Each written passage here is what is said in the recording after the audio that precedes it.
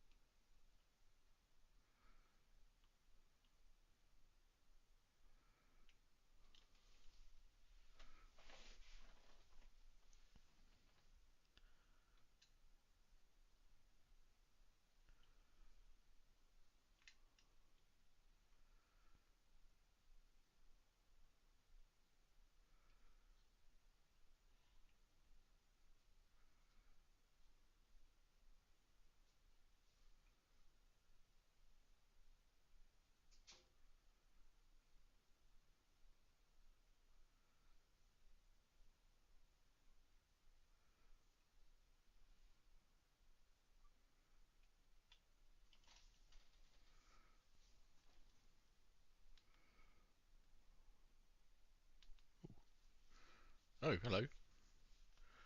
Oh, David's gone. This is great.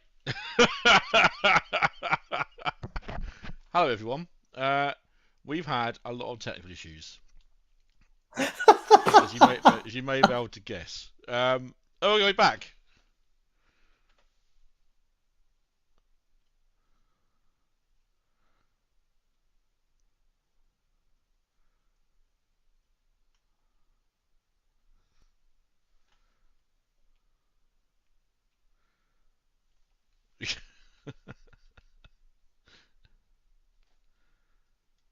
I'm currently trying to work out if there should be sound or not. Don't panic, everyone. This is good. This is the best time of year.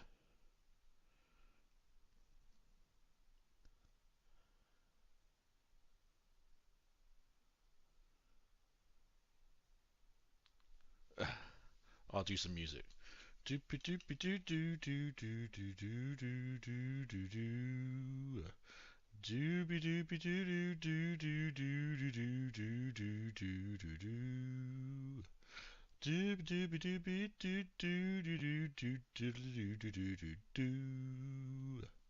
Doopy doo doo doo doo doopy doopy doopy doopy doo doo doopy doopy doo doo. Ah. Doopy doopy doopy doopy doopy doopy doopy doopy doopy doopy doo. Doopy doopy doopy doopy doopy doopy doopy doopy doopy doo. Doopy doopy doopy doopy doopy doopy doopy doopy doopy doo. Doopy doopy doopy doopy doopy doopy doopy doopy doopy doo.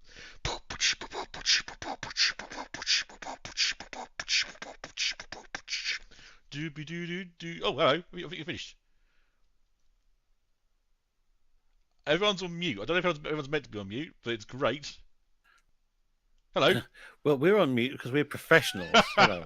I'm filling in. Hi. I'm filling in over the tech problems. I mean, like, you could have like arranged some actual music for this. If I knew it was coming.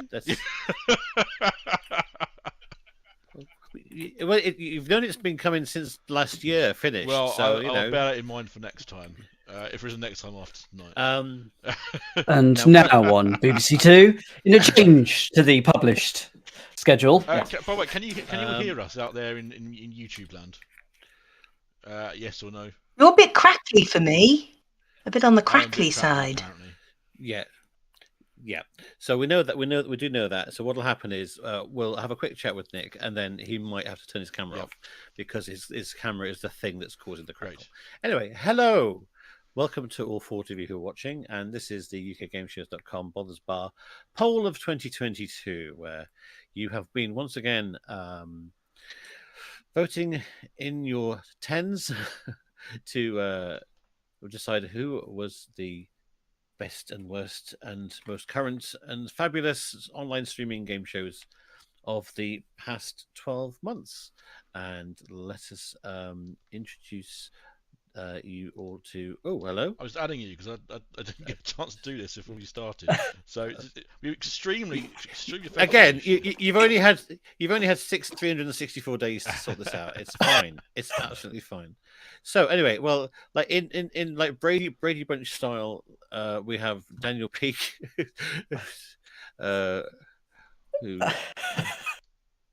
is a writer, streamer, and Only Connect person. Adding there's the usual sanity and glamour to the proceedings. We have Lizzie Skipiak, who's been working on many game shows over the last 12 months. What shows have you been working on, Lizzie? Well, you said many, and the answer is 3. Well, that's probably 3 more than a lot of us.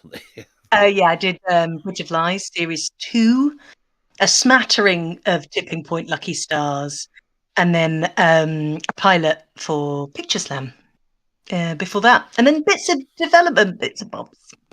There you are. So that's quite like busy than most of us. And then, of course, we have Nick Gates, who is looking after us in terms of being again the returning officer for the year. Now I don't know why my camera is not on because I usually don't have it on, but this year. All right, let me turn it on then, because obviously I popped off. Yeah, Hello, there we go. hello, there's me. Hey, there he is. Okay, we've got a full house finally. So, I'll start off with my usual question, Nick. What is the turnout like this year? Turnout is good. It's 115, which is pretty average for the last couple of years. So yeah, it's not inflated by Richard Osman getting people to vote pointless. So these are good numbers. Marvelous. Right. Okay. Now we've seen Nick. We don't want to annoy people with the crackle. Perhaps we'll say goodbye to you just for the moment, but you will stay in audio while we chat around things. Oh, hello. And then that'll. Oh no, it's gone wrong. Hang on. Oh. Turn my camera off. Right. This is great. We might. No one would think we spent millions on this. There we go. All right. Nice. Yeah, but just because you turn your camera off, your logo should stay on, right? There we go. Yeah. Fine. Yeah. There we go. We're all sorted. So let's crack on then. So that was your results from 2021, and I have to say, slightly mixed interest here because Moneyball apparently is getting a second run out, and so Tournament has already had a second run out. So. That is quite unusual that two of our top 5 from the Hall of Shame have returned. Is Moneyball, the second series, going to be quite different compared to Series 1? Is it going to go through big changes? You played by so pairs. It's rumoured. Okay. Yeah. So don't know why that is. So anyway, that was what happened. So Hall of Shame. We'd normally gallop through 6 to 10. So Nick, take it away. Okay, so joint 9th, Make Me Prime Minister and Starstruck. 8th, Unbreakable. 7th, The Games. 6th, Limitless Win. Ooh. Okay. What was Unbreakable? Unbreakable was the Rob Beckett couples going to a retreat and testing their love for each other by jumping out of air balloons. Oh yes. Yeah. Which was I watched quite a bit of that, and it was my mum liked it, but it's sort of like I think it was aimed at mums. It's sort of it was a bit sort of to be honest, Nick, he's still getting crackle anyway, so you might as well just turn the camera back on. Might as well see you. Might as well see your beautiful face.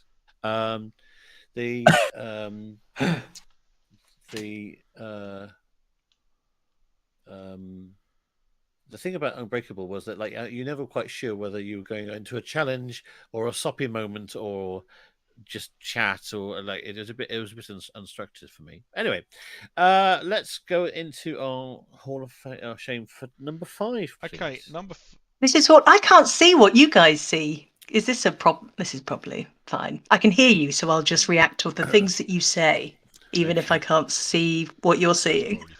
Okay, well, you should be able to see my screen. If you can actually sort of watch via the YouTube link if you want to on the side, because you're allowed to do that. Right, so number 5. Okay, number 5 is Ridiculous.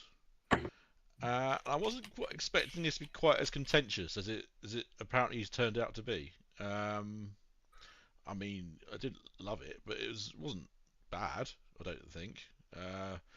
I should point out as a spoiler, it came 6th in the Hall of Fame. So, as a divisive show, this year's most divisive show, I'm a bit surprised, to be honest.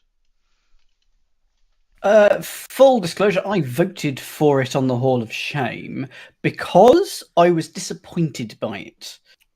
It was okay as a show, but for me, I just thought the riddles were a little bit easy, and I was just wanting a bit more. For me, it was a show that promised more and didn't deliver, so that's why I voted for it. Well, full disclosure, I wrote for it, and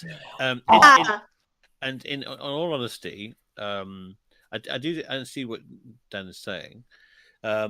It's the one time in my life that I've actually got paid for my car park puzzle. So it's like that's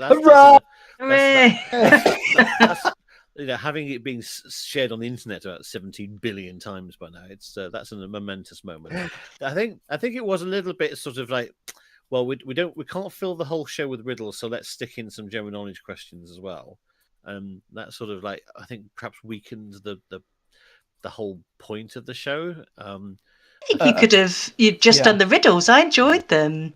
I got the impression that maybe Henry Lewis was a bit nervous. Yeah, there's not, and I kind of wanted to be like, it's okay, like he could, because he's quite a big character when I've seen him on stage. And I kind of felt like he just needed a bit of like, come on, it's all right, because he's quite a loud guy. There's not much chemistry between Ranveer and Henry. In a twosome, you need something there, and I don't really think there was an awful lot there, unfortunately.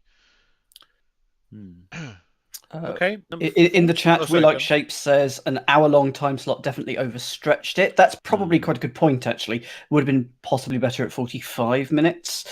And Michael S. Collins says, I liked it, but I felt it needed more riddles. So exactly what you were saying there, Lizzie. A lot of people were suggesting that it was just slowness and repeating all the general questions when I got wrong and that sort of thing. Sort of didn't help it in the comments, as you'll see in the report later on. So, yeah.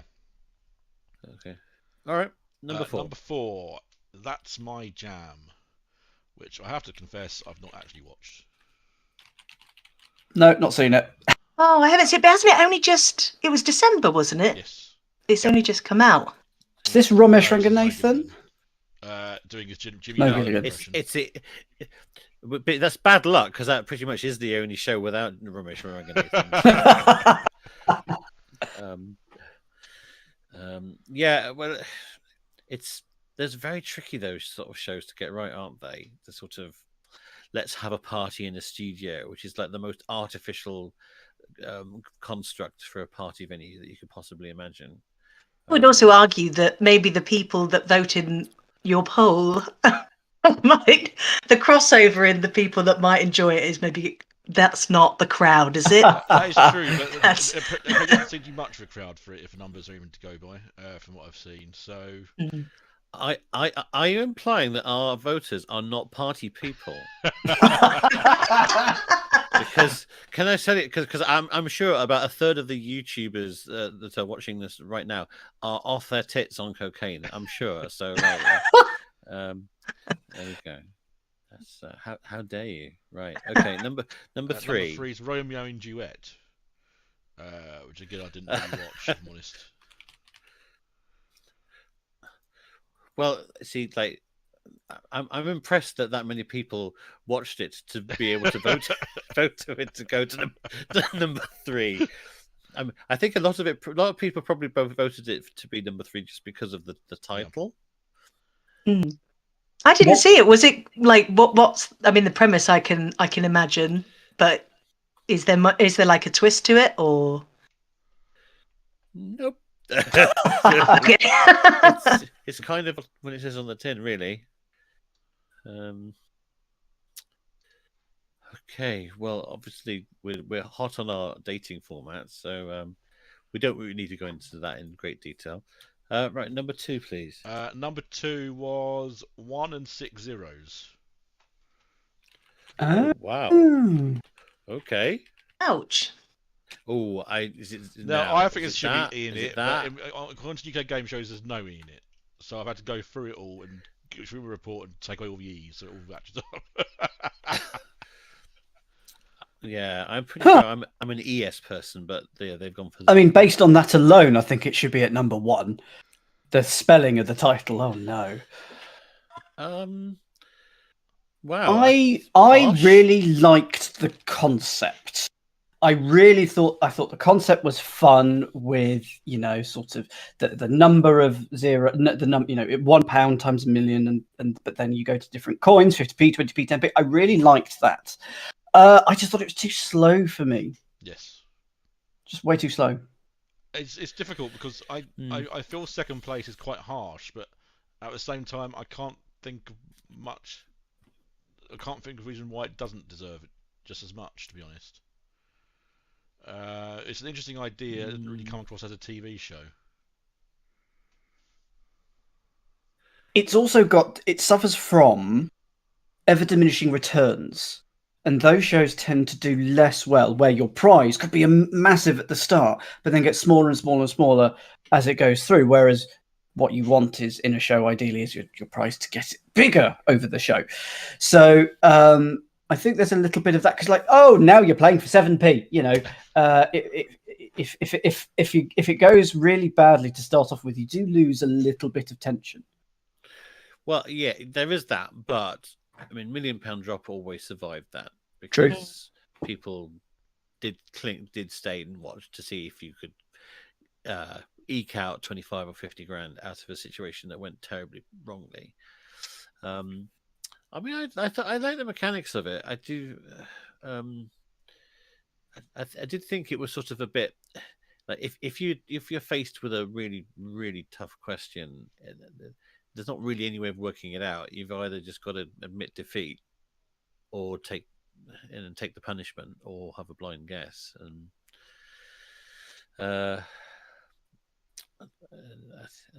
didn't it have like really random number of options for each question as well? Like it was like zeros in the thing, or no digits left. Was the amount of options it was. So it was 7 options at the start. It would stay that until you lost one, and then it became 6 options. Yeah.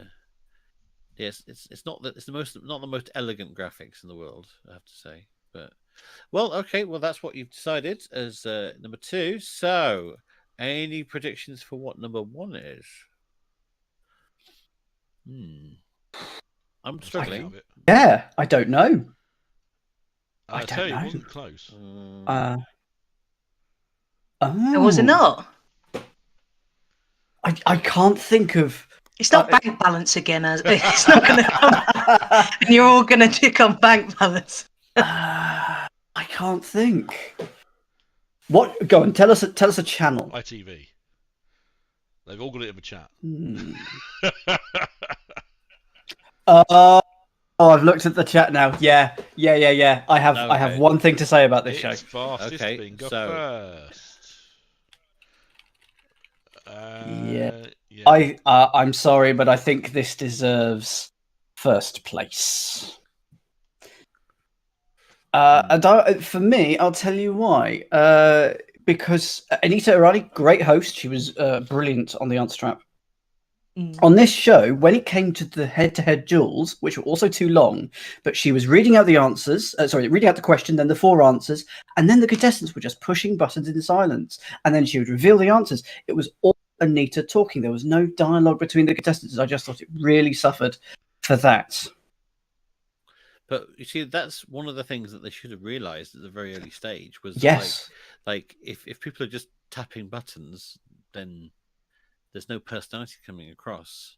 The counter to this is, okay, after each question you have a quick chat about it, but that's going to really drag the pace down, and they wanted lots of questions. So it was just, okay, Anita reads out the question, Anita reads out the answers, they press some buttons, Anita reveals the answer. And so it just, as a show, I didn't think it was great. I feel bad, I haven't watched this. I wouldn't worry about it. What slot was it in? Oh, right. It was at 4, wasn't it? Was it at 4 on a 3 o'clock? I think, if I remember correctly, for 1 week. But it was on all before the series of Millionaire started, so there was no synergy there. There was no feeding into a show that was on that Saturday. Oh, I see. There was no able to advertise each other's show. It was just out, then done. First 2 weeks of Millionaire, it was a new contestants, then that's it. Yeah, I mean, what's interesting is that like we've now got a situation where nothing can survive in the 5 p.m. slot because everybody says, "Where's my chase?" And now tipping point has become so powerful in 4 p.m. that now that's hardly ever going to like shift out of the way. And then, I mean, probably Tenable's worn off a bit. That there are things that they can play out at 3 o'clock, but like that's this.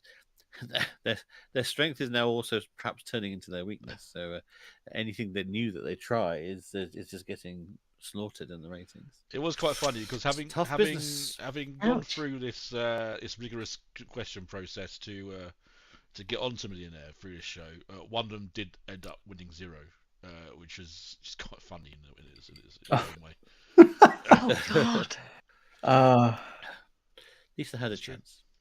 Right, it's now time for you to head off to a different tab on your browser and go to tinyurl.com/barpoll2022. And we've got our usual poll for you to type in, as Nick's doing rather loudly in the background. And so you can give us your thoughts on a few questions that we've pre-prepared, and we will be going through the results of that in about half an hour. So Dave Matthews says, bring back quizzes at 9:25 a.m. on ITV. Yes. And now Matt Clemson's Lucky Ladders, win, lose or draw, crosswits. It was quite a fertile breeding ground, that 9:25 slot. Yeah. And also, I missed the 7 p.m. quizzes because they used to kick off the schedules. Things like Teleaddicts, Krypton Factor. They used to be the go-to things rather than Alex Jones in a glass box. Right. Let's go to... that's the Alex Jones from Wales, not the other Alex Jones, I should point out. Right. The poll of 2021. So we'll now talk about happy good things. The Hall of Fame, the best new show. And last year we had a tie for number one, and more interestingly, two of them have not returned in terms of the Answer Trap and criminally the brilliantly written Tom Allen's Quizness. Bafflingly didn't get a second series, even though they did actually do a bit of redevelopment on it to try and get a second series, but I don't think that's coming back. So, but Lingo's going from strength to strength, and oh no, sorry, Moneybags isn't coming back. No, it had a second series, so it did come back. Yes, but that's it now, isn't it? They're not bringing it back. But then it was toasted on the fire of the 5 p.m. slot, which is like the probably the most stupid scheduling mistake I've ever seen. I've got to be absolutely honest with you. It's like, oh, we've got this nascent show that's doing quite well. It's been well developed and people like it. Why don't we put it up against The Chase and Pointless, and that'll go well, won't it? Nope. No. Didn't Craig Charles get COVID during the filming? He did. So they had to film it half part of the loads of the episodes with a different guy. Challenge TV fame and other things these days. So yeah. Oh, that must have been a really tough series to make.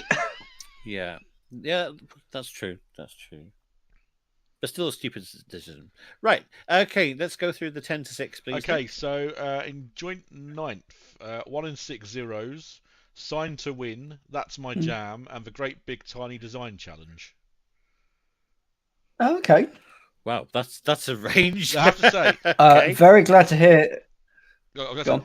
There is in this year, the top 6 have done very, very well, and everything else there's a large drop between 6 and 7. So anything with lower numbers are I mean they're there, but nothing to shout to home about, to be honest. Okay. Yep. Go ahead. 8, Starstruck. Number 7, Make Me Prime Minister. Number 6, Ridiculous. And Ridiculous was on 21% of the ballots, and Make Me Prime Minister was on 6% of the ballots. So that's the jump we're looking at here. Right. That is a big jump. Okay. All right. Number 5 when you're ready, please. Number 5 is One Question. Ah, okay. Yeah. That is a bit low, I think, for One Question. I really enjoyed it. I love anything that Claudia's hosting. Maybe spoiler for an upcoming show. She was all right on this. Again, possibly a bit dull and plodding, but I think that it does. It's way better than 1 in 6 zeros because it was on around the same time, wasn't it? They pushed both out at the same time. Was Sundays, but yeah, roughly the same. Sorry, as in sort of same time of the year. They both came out about the same time. And I watched both in quick succession. I went, oh, I really like One Question in comparison to 160s. I thought it would be awful. Yeah, it's but good. It turned out it was actually fine. The Jeopardy-esque writing saved it, I think, from being really dull. Potentially. Yes. It's funny Well- because I've made a pilot with Claudia Winkleman before, and she cannot keep answers to herself. And it's quite funny that she always prefaces like every show. She's like, and they haven't told me the answers because I'd just tell the contestant. And I'm like, yeah, you would. That was a huge problem we had, Claudia. Oh God, on a show like this, that would be fatal. It can be really, really expensive. So it's it's quite good that she's now 100% aware she's untrustworthy. It's actually I did made a okay pilot with Claudia. in its slot. It sounds like it might be coming back for a second series. So, there you go. Oh, I hope so. I liked it. I did a pilot with Claudia Winkleman, and she actually had proper flu, not just cold, actual proper illness flu. And so yeah, that was a day. Right, one question. I thought it was quite clever how they sort of like took quite a big chunk of text and sort of chopped it up into bits so that you gradually whittle stuff away. But I really am still grinding my teeth about the Madison Square Garden. I knew you would say that. Yeah. What was wrong?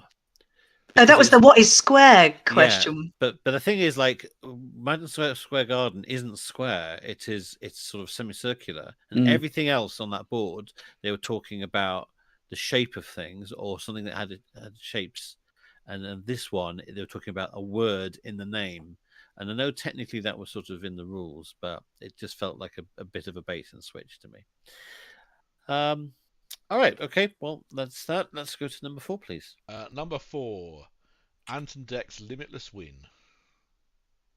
Okay. Okay. Do I have room? Yes, I do. And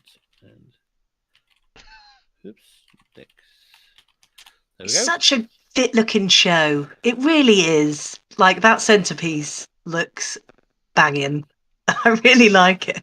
It's one heck of a virtual set, isn't it? Yeah, I think they should have more virtual sets on quizzes. I think. Well, obviously it's an expensive thing to do, which is why it's in that slot. It's interesting how much has been retooled on that show because the logo's been changed, the set has been changed, the rules for the lifeline's been changed, the way that some of the lifelines have been changed, the places that the lifelines appear has been changed. So yeah, there's been a lot of changes, which usually isn't a good thing when you have a second series. It's sort of like it sort of implies not panic, that's a strong word, but like perhaps lack of confidence. But I'd possibly, you could also look at it. You'd look at it along with Pointless because that changed markedly from series 1 to series 2. Yeah. So it's refining it maybe. I thought the first series was very number wang, and I think they've retooled it and reined it in, and I quite like it now. I really, really like the dial. I wish they would have a bigger dial or more visible dial, because then you don't see, in a quiz is just questions and answers, but then and the little clicking noise when they make it and they turn it. I think that's actually a really important set piece that needs a bit more prominence. But it's gone away from number wang for me, which is very good. Mm-hmm. I still get a bit confused, but even though I helped develop it slightly, I still get a bit confused with it. I find it quite a hard show to love. I have to be honest with you. Like, for example, like when they sort of going, let's see if that was an exact answer, or let's see if you're still in the game or whatever. It goes tick, tick, tick, tick, tick, and then when it reaches the right amount, it goes doo, and you sort of go, yeah, I pointed it out. That's a bad noise, is it? It's like, why is that such a dull noise? I know what they're trying to say is because they're saying like, well, you're still in the game. However, you might be losing enough lives that you might be kicked out in a minute.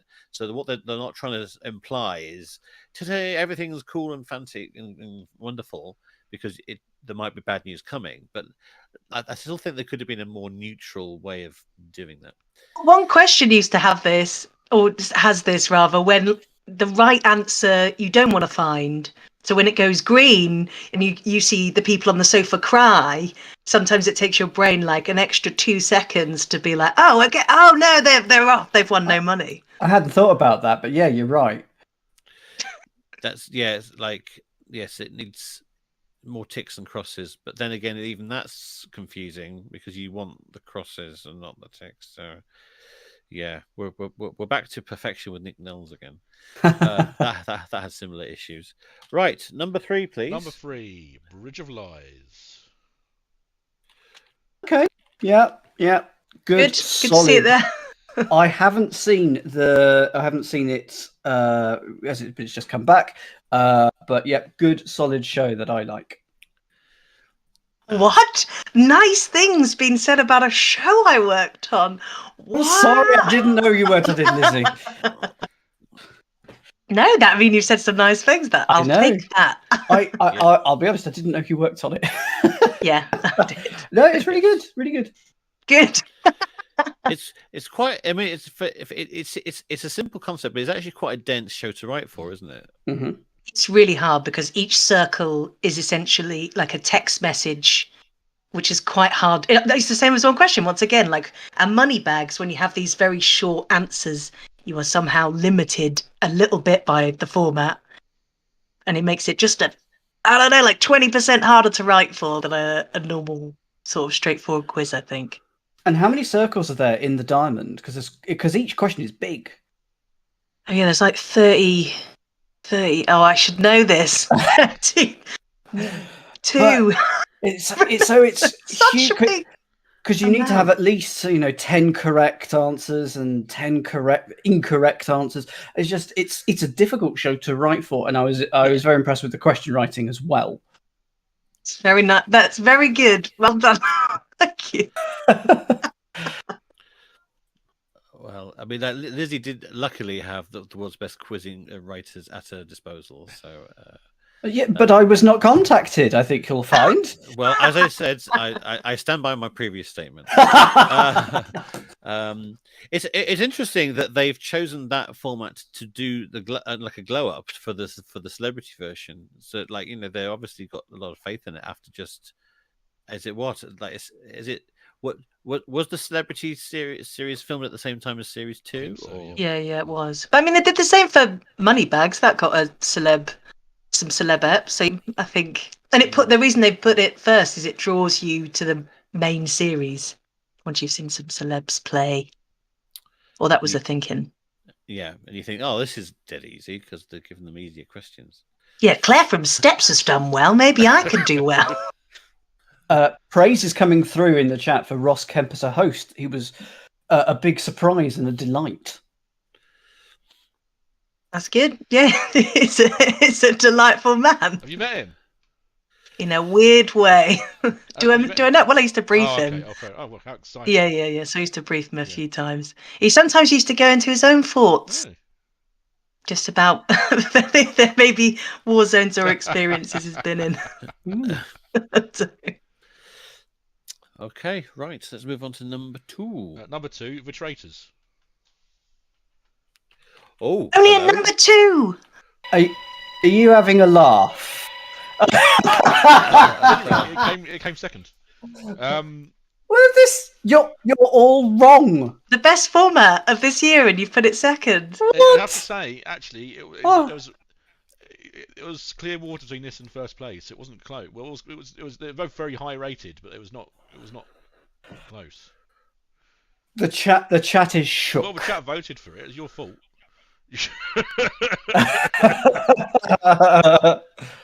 That is interesting. I could talk for a long time about The Traitors. It is by no means a perfect format, and all the hardest thing about the format, I think, was all the contestants sort of looking for hard evidence, and just there is no hard evidence on a show like this. And I found that quite grating, and I found it really slow to start off with, and then all of a sudden, after episode 3, when we got into the second week, as well, yeah. It started to click that it wasn't about the challenges. It wasn't about that at all. They were there and they are needed, but it's not about that at all. It's all about the psychology. It's all about the he said, she said. It's all about that. And as soon as I started getting to know the contestants, I thought the UK series was incredibly well cast. It was really good. I cared about these contestants, and it just made me love the show more and more. Also, you say format, like it's a flexible format. I think that's the point of it, isn't it? Like it having that flexibility. You know, if you vote or if you find all of the traitors, they can just put new ones in, or they can get people to recruit. It's a clever way, I think, of making sure it's a very interesting show at all times. I was extremely worried. Well, you say clever, when, but I mean, they one of the traits. No, was it one of the traitors? Ivan. Yeah, he was a faithful. Games designer, faithful. He worked out that there's actually no point in voting off any of the traitors in the first few shows anyway, because they just put in a new traitor to make up the numbers. So when you got sort of like slight flaws like that, it does grate on me. And then, you know, if I was the person developing the traitors, I mean, there's two things here. One is that, like, if I just sort of went like, well, why don't we just do the mole, except that we let the viewers know what the who the moles are, and then knock off for lunch. You sort of go, well, is that really that much of a new format? I'm not sure it is. And second thing is that I'm slightly annoyed, nevertheless, that the original people that came up with the traitors haven't really been credited very much. Like when the BBC was sort of cooing over, like, oh, well, our marvelous production team have done this, and our marvelous executives have done this, and so on and so forth. There barely a word was said about the original people that came up with the format, which is the Dutch version. Yes, I will say they've made some changes to Dutch, and they've been quite intelligent. I mean, I know it's no excuse for not just sort of discarding the original people who made it at all. But certainly, I think the ending, the way they've changed the ending, was a extremely good change. I mean, I think the way they let people choose whether to recruit or not was a good change. I don't understand why you've gone from silver to gold, given silver's meant to be all about treachery and Judas and that sort of thing. Why you've changed that for thick people, presumably. But we've made some. The people who've done it Studio Lambert have handled it intelligently, and you can't always say that with a lot of imports, to be honest. And I get the impression as well, a lot has been done in the edit. Like they've really shrunk the challenges down, because the chatting is the most fun. So they've or staged like those really incredible, I think it was this person chat, which is laced with irony because we all know who the traitors are. So I think there's a lot of skill in that. I think it was probably made in the edit quite well. If you watch the American one, it's much less funny. I don't know if it's because they're more professional as contestants, or they've concentrated less on the funny, ironic chats that we had frequently in ours. But it's a real difference. It's a show. It's a good show still. It's good, but it was not the same as ours. I don't think. They're reality stars, aren't they? In the American, half reality, half of them. Millions, so it's quite an interesting setup. I'm not sure I love it, but worth a watch. Don't go into expecting it to be our version, because it's not as good. Okay, so number one is. You have a guess? I did say there's in the promos. I did do that. That was a hint. It's the 1% Club. Stop. Oh wow! I mean, I like it. Now, when people go on about this, it's probably to point out this was actually watched by more people than the traitors ultimately, and in the poll, more people voted for it. So there you go. I think it did a very good job at bringing this sort of thing to a mainstream audience. I don't know how lengthy it's going to last, but there's only a certain number of this style of question that you can use, surely. That's my main worry. Have they done the car park question yet, David? Interesting question, because I helped write some of the questions for the pilot, and so they became aware that I had done that question, and therefore they weren't allowed to use it. So fair enough. Well, they weren't basically. So, it's like as Dan says, they're going to run out of questions of that particular type. There were nevertheless some nice ones that I had never seen before. There was one involving candles that caught me out. I still prefer Idiot Test, the American format. I really like that show, and that one manages to sort of spin out about 10 puzzles over 23 minutes or so, and it does it in a very clever, smart way, and the writing on that show is really good.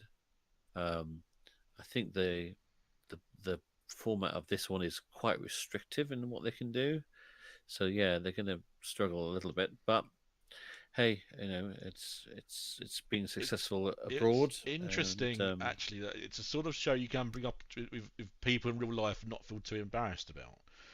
It's if you ask someone, oh, do you see the 5? You get 1% question, and they'll they'll engage with it and react in a way you don't normally get at this sort of thing, which I think is very much to its credit. I do think the graphics could have been bolder and more Yes, colourful. that comes up a lot in Some the comments. They could be bigger.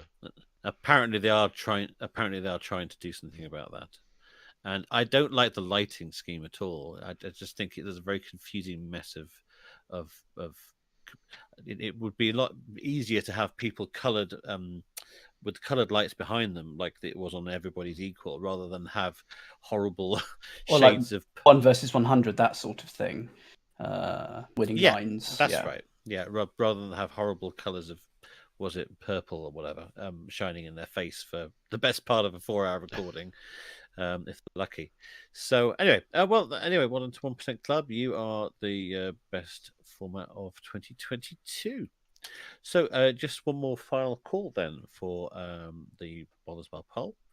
It's tinyurl.com bar poll 2022. I'll just leave that up for a moment, so you've got a chance to grab a browser and do your thing. So far, we have had. Let me see if I can find it. Responses. We've had 45 responses. That's very good, but still time for you to add your voice to that list. So let's go to our next newly christened Streaming 5 category, which is a broad catch-all for anything that's kind of like not on the regular telly, whether it's a podcast, a YouTube thing, a Netflix thing.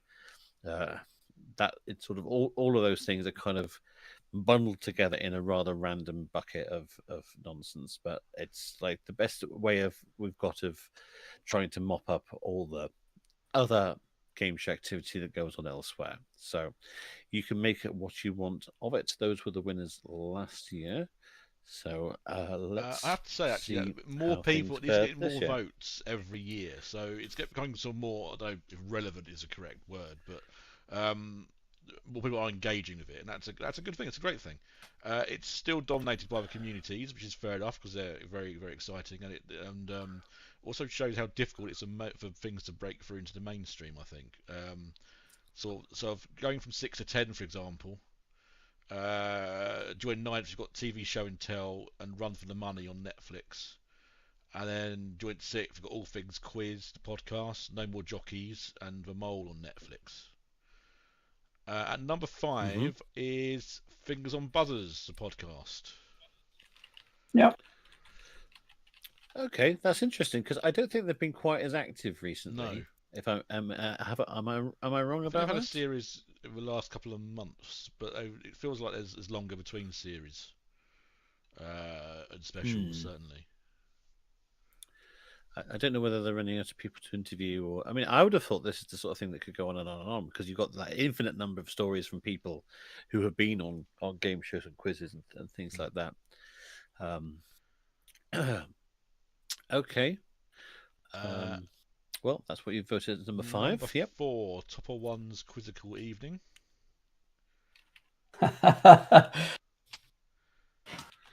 And Topper is in the chat. Hello, Topper. Congratulations. So well, good evening to you. I'll do that. You is popular. Yeah. Unfortunately, Topper had a bit of a technical malfunction with the hard disk which means that it's currently on hiatus. But Oh no! Keep it tuned to his channel for the Lazarus-like revival. No doubt later, probably in February. I'm sorry to hear that, Top. Okay, right, that's that. Number 3. Real Flush is game night. Yeah. Hang on. Underscore very food important to on get this right. Right. Excellent, excellent programming. Very impressive stuff. And a vast number of different online interactive formats to be played on that. There's more ideas than you can shake a stick at. I do recommend it. So that's Topper's on Sunday nights when he's back normally. Raw Flush is Tuesday, Thursday, Saturday. Don't you correct me if I'm wrong. Well, no longer the Thursday. No longer the Thursday. Tuesday, Fair enough. Saturday, Fair enough. Not visited for a while. Number 2 is Lateral with Tom Scott. Hey! Okay. I mean, I've not heard it, but is it good? It's well deserved. It's a good think. I really enjoyed it. It's become really. It's in my list of podcasts. I sort of really enjoyed when it comes up now. Not that I didn't always do that. It did, but I shut up. Well, we're committed to doing another 12, really? which we're recording next month. So that's going to bring us up to 35. So that's be our third recording session. We do about 11 or 12 on each one. So yeah, we're going to keep going. Numbers are going well. We're up to about 55,000 per episode, which in like Tom's usual YouTube terms is like pretty meh. Well, very meh. But in apparently in the wonderful world of audio podcasts, that's actually a pretty strong start for especially for 3 months. So, well, congratulations. So yeah, congrats. Is it because you're putting it on the TikTok? Do you know what? We've had 750,000 people watch it on TikTok in the last 3 months. No, wow. Even 2 months. Last 2 months. And like when we originally came up with the idea of putting like these single question videos up, everyone was going like, "Oh, it's not going to work on TikTok because it's like people are usually watching somebody jiggle around in their pants for 15 seconds or something." I mean, you're welcome to do that as well, David. When for the other videos. See, now I've told Tom like we've got good ratings on TikTok. Imagine what it would be like if you're also wearing a bikini. And so far he's refused, but we've got. Hey. Incredible programming, yeah, and he held a wonderful live event earlier this year, which was lots of fun to go to, and was a place where I caught COVID. But never mind. Apart from that, it was really, really good. What? That was the only disease you picked up? Well, I didn't go around kissing everyone backstage. I wasn't. Anyway, yeah, Ash says sorry. But yeah, just you do amazing shows, Ash. So just I wish I had your programming skills. So just to explain to people, just while we're here, for people that aren't watching that aren't following this, so like the Topper, Royal Flush, and Ash the Bash, these are all people who do interactive quizzes on Twitch, basically. So if you look them up on Twitch, and you'll have a look through their past videos, and you'll see that they do a mixture of recreations of existing formats. Entirely legally, legitimately, but there are also their own very good original formats that they do. Things like Elimination for Topper, which I think is very strong to be an actual real format. The Escape Artist and Royal Flush likes the Hive, but I think the Purge is better for Royal Flush, and Ash the Bash does things like Outright. So yeah, there's a lot of creativity going on in the Twitch sphere. So if you're a development producer and you want to sort of see what people are up to, then check that out. So that is that category. So we are now going to switch over to the live results, and now I have to work out how to share the results with everybody without Nick's screen going absolutely crazy. So let's and this might go crazy for a little bit, but let's. And I've got an option to change screen, so this is good. Okay. Oh, right. I'm going to press the close responses button, and please do not vote. Your thingy still may be charged, etc., etc. Yeah, absolutely fine. Okay. Marvelous, slick as anything. Right. So the first few questions are standard questions that we have every single year. So was 2022 better or worse than the previous years for game shows? And 42% said it was better, and everybody else was split between worse or the same. I wonder if that's sort of partly because we're coming out of COVID and things are coming back to normalcy. I'm suggesting. Almost definitely. I think there's loads of new stuff this year, I think, to get excited about.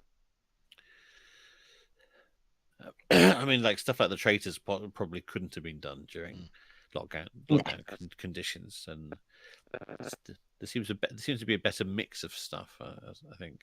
And it's nice to see people stood closer together. I think there was a really awkward period, and those repeats, when you see them in like a couple of years' time, are going to look really weird with people 2 meters apart with the perspex. So it's nice to see people together.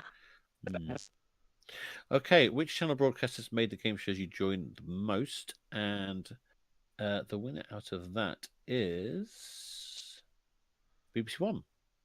Yeah. With over a third of the vote. Then we had ITV with 24%, followed by Channel 4. So if it's BBC One, then what are people tuning in for? Bridge of Lies. Is it still pointless? Or Pointless. Bridge of Lies. Bridge of Lies. The hit list. Yeah. And that's and my traitors, jam. yeah. Oh, I don't know why. I don't know. I keep thinking Traitors was on BBC Two. It just feels like a BBC Two show. The Wheel, as James Anson like a very big budget. The Wheel, yeah, okay, a very big budget BBC Two show, but nevertheless. Okay, compared to say 5 years ago, how would you rate yourself as a game show fan? So, okay, 36% say more of a fan. Most people are about the same. 13% say less of a fan. I've got to be honest, I am probably in the less of a fan stage because I think I'm sort of seeing, when I'm looking down the list of formats that's come out in the past year, I definitely know fewer of them than I would have done in certainly last 5 years ago, because there's lots more stuff now that I'm just going, I haven't seen that and I don't even know the first thing about it. Is that because channels need to just commit for like a few more series to give stuff? If you only give a show 2 series worth of a go and then drop it, then there's just going to be lots of stuff that sort of pops into existence for such a short amount of time. I think it's partly the explosion of channels, partly the explosion of, after COVID, there was just a massive amount of game shows that had to be commissioned quickly, that had to fill in the slots that usually where dramas would have been played. And some of those game shows were a bit ropey. And I think I'm just sort of slightly seeing the same things kind of come around and again. And perhaps there's, I think there are now better game shows that with there's fewer broken game shows, there's fewer sort of flawed game shows, but I also think there's fewer quirkier game shows. Everything feels a little bit sort of as if it's been commissioned partly for the slot, but also partly because they think it might sell at MIP, at MIPCOM as a format that goes around the world. And really, formats are not selling abroad like anything like they used to. And it's quite rare for a format to go to 10 territories. which never used to be the same. But what used to annoy me was, and still does annoy me, is when you have a format that's quite well received and people like. I mean, I remember things like The Code on the BBC. Mm-hmm. That was a neat little format, and people enjoyed it. It was quite, it was well produced. And then the BBC just got tired of it after 2 series and went, "Oh, okay, let's just commission something else." Because if we don't commission more stuff, we can't justify our jobs. And it's sort of like they need. I think sometimes they need to calm down and just back their hits, like what they're doing with Bridge of Lies. And yet they still keep recommissioning blockbusters let's do it again, it'll be fine. No. So I think sometimes they see, especially in daytime, quizzes as a cheap thing to make. And maybe if they give them a bit more leeway to have a bit more fun, which I think they are doing, especially in Shoulder Peak, then I think they might be a bit more quirky. There's room to be a bit more quirky, isn't there? Because you're not as stretched.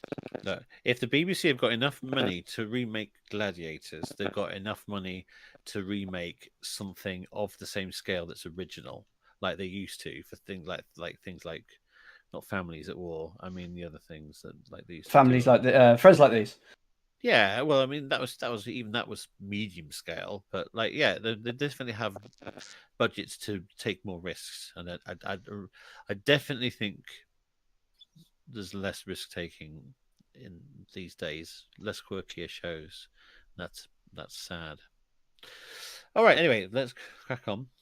How will AI technology affect game shows in the next few years?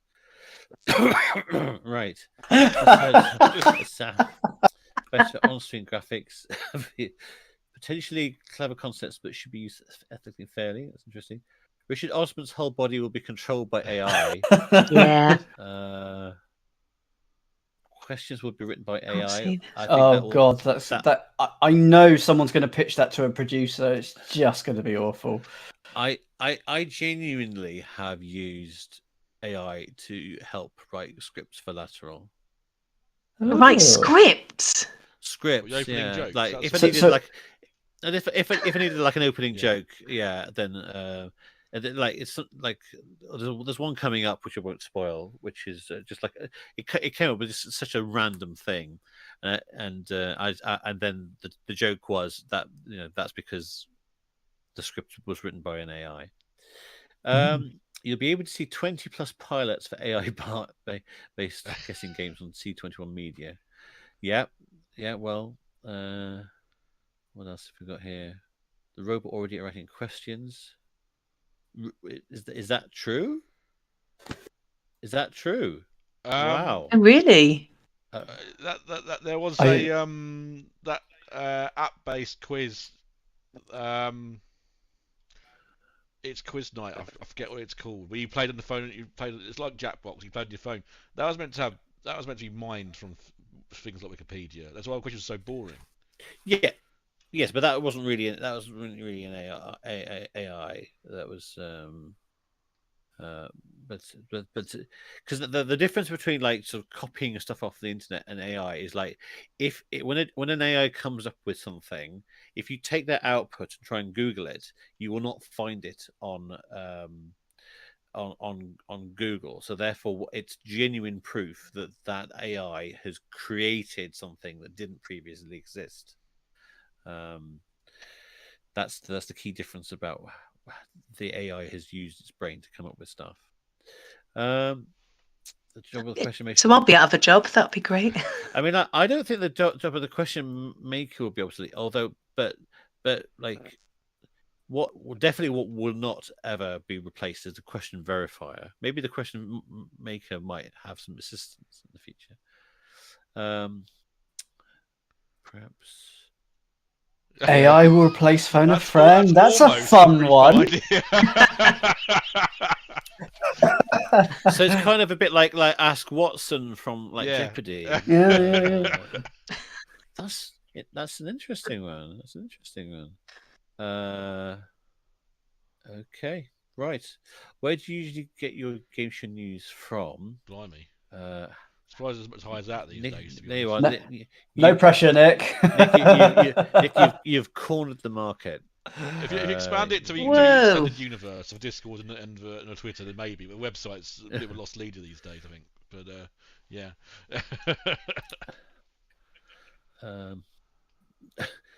1% from Minecraft. Yeah, who's going on Minecraft for their game show news? I did read a thing today saying that some people play Call of Duty not for the game, but because it's a cheap way of calling abroad. Oh, that's clever. That's Love you know, it. Love it. That's genius. yeah. So that, that's a nice sort of lateral style question. Anyway, those are the facts. So drink them in. Which game show genre is too overexposed and needs fewer formats in 2023? Correct answer is dating. Yes, Dating. very much so. Yeah. Wait, it's overexpert dating? Well, there have been quite a few dating formats this year, and the year before, because people are still chasing like what's the next Love Island.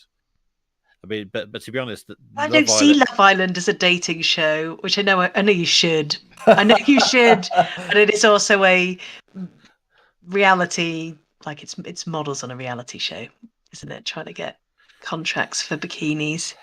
BC 2014 in the chat says feels like Netflix has loads of them, and that was what I was kind of feeling. It feels like Netflix and all the streamers have kind of tried in their reality slates. It feels like an easy or a low-hanging fruit for them.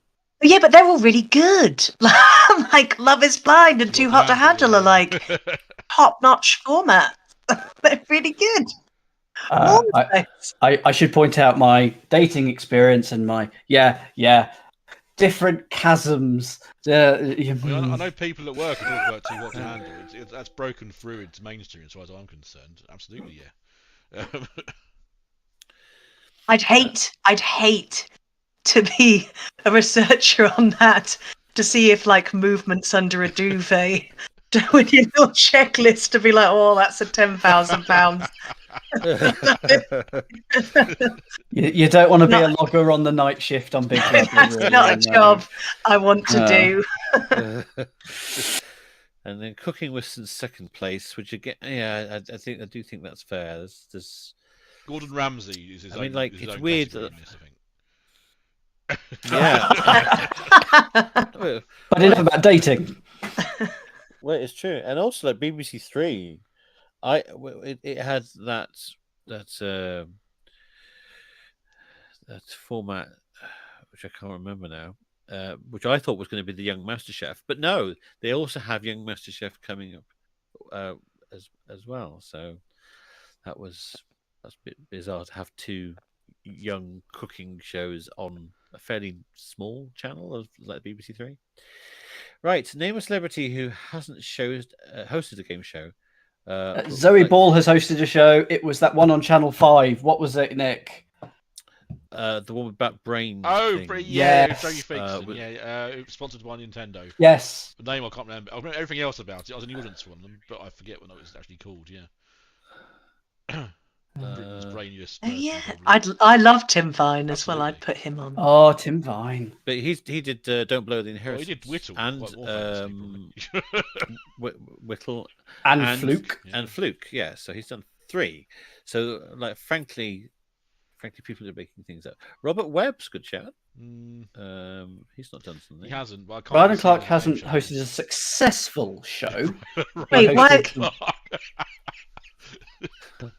He did The Wave, so Joe Lycett. Joe Lycett, I would like to.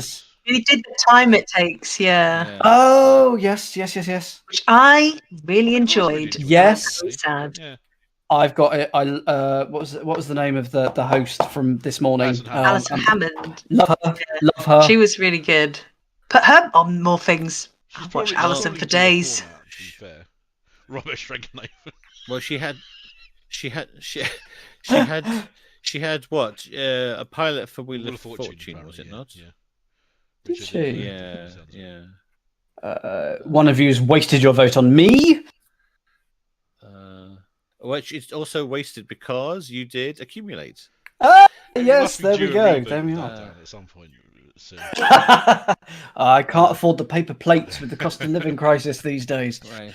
I mean, basically everyone has managed to come up with people who have already hosted game shows. So Ed Gamble was on the list there, though. He'd be good, I think. This is a list of it's quite white bloke skewed, isn't it? yeah. Come on, guys, be more imaginative. Welcome to our world. No, dear. Right, after Richard Osman's Thursday Murder Club success, who will be the next game show host to start a literary career, and what will they write about?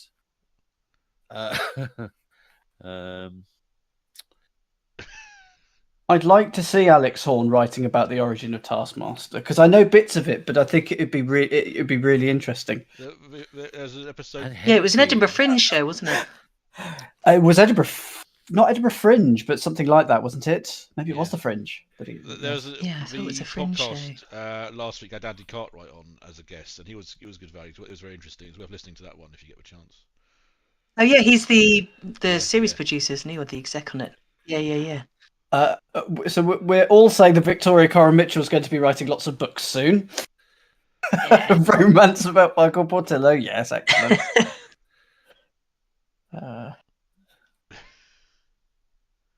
Right, so Walsh about cows. And then, which of the minor shoes will pick up our Hidden Gem Award? And the answer, second place, Game on Grandparents, picking up a couple more votes, I think it is Signed to Win. Oh, that's good. I'm going to say it's quite funny because not enough people voted for it to make the comments, but there was a big argument in the votes of Game on Grandparents as to whether it should have a comma or not. Should it be Game on, Grandparents or not? And that amused me for about 5 minutes, I think. So if that was you. So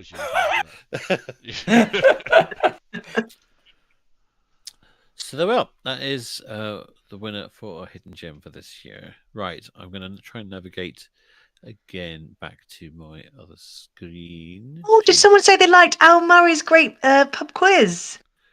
That's nice to see an old one that I worked on in there. Yeah, am I behind? But that wasn't in this year, so they're out of date on that front, I'm afraid. Bring it back! Bring it back! Right. So we just got to wrap up now with our final category, which is the Golden Five, which is applicable to the shows, even if they didn't come out in the previous year. Those are your winners from last year, which is pretty much the usual suspects, except the Wheel made an appearance at number 5. That was your change, and also Pointless dropped out of the top 5 for the first time, I think it was. So, okay. Over to Nick. So number 5, The Chase.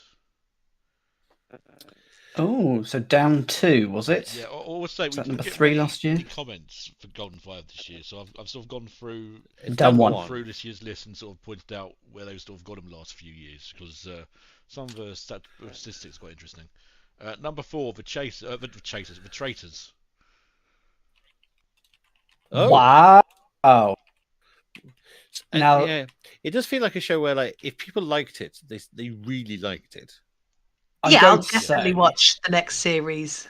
Yeah, absolutely. I'm going to say that is there purely because it was in December last year. I think. Who knows whether it'll be in the same Golden 5 this time next year? But I'm saying if it had been in, say, February last year, it wouldn't be there.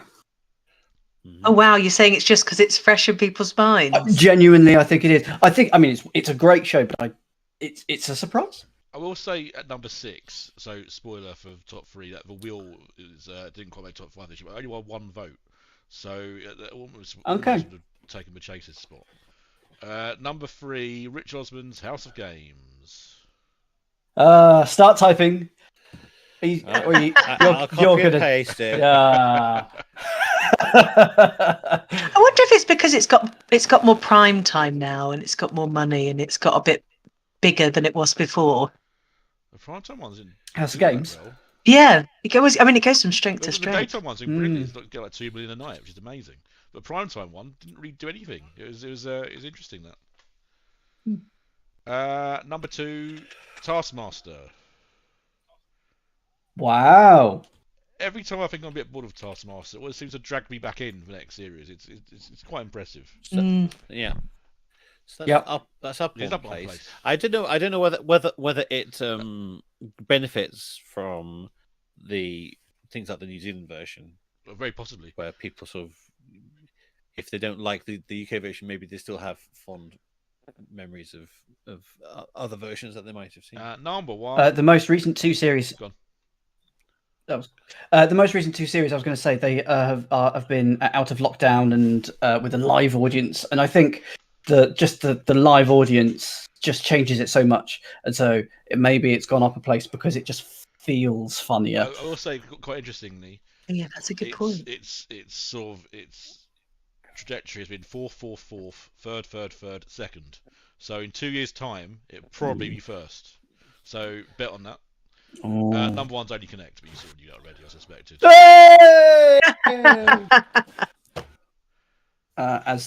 As one of the Only Connect writers and picture researchers, I thank you all. Thank you.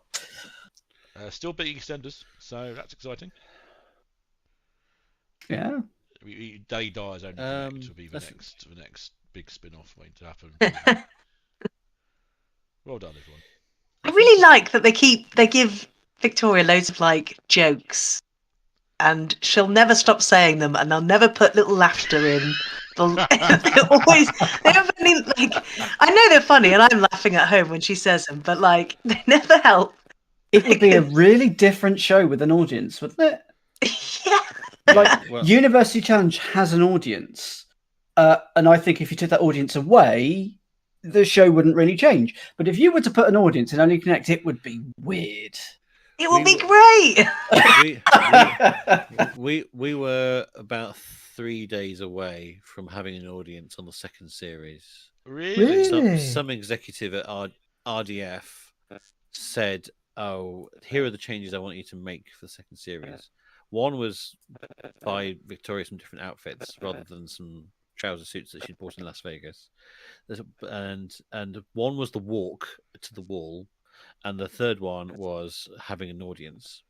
And they even went to the extent of putting out an audience casting call, and nobody replied at all, because who wants to go to this pretty grim side of Cardiff on a wet Thursday at 11 o'clock in the morning?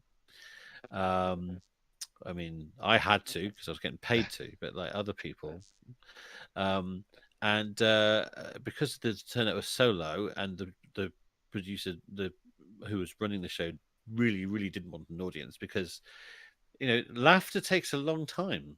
Once you say something, you've got to wait for people to stop laughing, and you might have 3 minutes of laughter in a show. So like, where do you get that time back? I mean, it's difficult. I think that they should put me in as just the only audience, because I'm ever so impressed when people get things right. So they're just having, oh, bloody hell, that was really quick. That was incredible. They probably should do that as a joke. It's like they should cut to like a QI style audience that's been sitting there in complete silence, and then like they just sort of sit. They cut to them at the end of the show, and then they all just stand up in silence and walk out the door. If they could film that in a different, like studio, like if they could borrow some footage from somewhere else, that would be really funny. Well, that's our favorite Golden Five for this year. Thank you very much indeed for watching. Do you know what? One last thing that I'm just thinking back to the streaming 5. One show that I'm surprised didn't get a mention at all was Jet Lag. It picked up a handful of votes, but I thought I was going to do better. People were talking about it on the Discord. It picked up a handful, but it came behind. Is it Cake, Bullshit, The Circle, Loaded in Paradise? It was 15th on the list. Yeah. Well, fair enough. I mean, like it's on YouTube for free. If you don't have to subscribe to Nebula. So that's my tip. If you've not watched Jet Lag the game show. What is it? I haven't even heard of it. So, well, let me educate you. It's basically 2 teams of 2.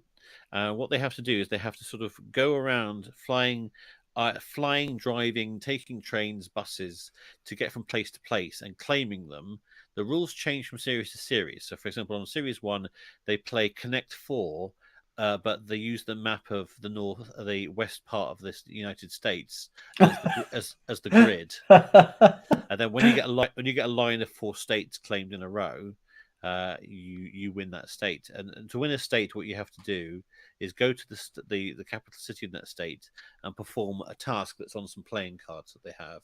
And so, like, once you've done the wacky task, then you claim the state and then you fly somewhere else, and it develops from there. So the rules they do get more complicated as the series goes on, but they also get more interesting and better cut and produced as time goes on. So because there's a lot of nuance, sort of like foreshadowing and nuance of stuff where they sort of go like, well, it'd be awful if our train got cancelled tomorrow, and, stuff like that, or it'd be terrible if the other team had got there before us. There's a lot of that kind of thing, and they edit it very well. I have to say, I was surprised at Christmas when I saw some family discovered that they had been watching it, and I thought, well, surely no one outside of us is going to be watching that sort of thing. But no, jet lag is apparently people know about it. So yeah, watch it. Yeah. Anyway, right. Well, anyway, anything else people want to say? Recommend? Say what they're up to? No. Go for it. I stream various puzzles 3 nights a week on Twitch. You can find me at QuizzyDan on Twitch. Lizzie? I'm doing a bit of question writing and producing this year, but I'm also taking my show up to the Fringe. Is it too early to promote the Fringe? No, go for it. No? Yeah, come and see Murder She Didn't Write, and turn that into a TV show. Come and see. No, don't do. Come and see Murder She Didn't Write. It's good at the Edinburgh Fringe. Are you employing any devastatingly handsome question writers from just south of London? Why do you know any? Oh, right, okay. Because unfortunately, I'm already busy. I'll be producing Lateral with Tom Scott for the foreseeable future. So if you like your quizness with a lateral bent, then do check that out. And then Nick. No, I'm fine. I'm still writing Bob's Bar. So tonight, when this is finished, if you give me 10 minutes, I'll have a report up on UKGameshows.com with all your comments and all the statistics on Bob's Bar. So that won't be too long after this wraps up in a minute, I don't think.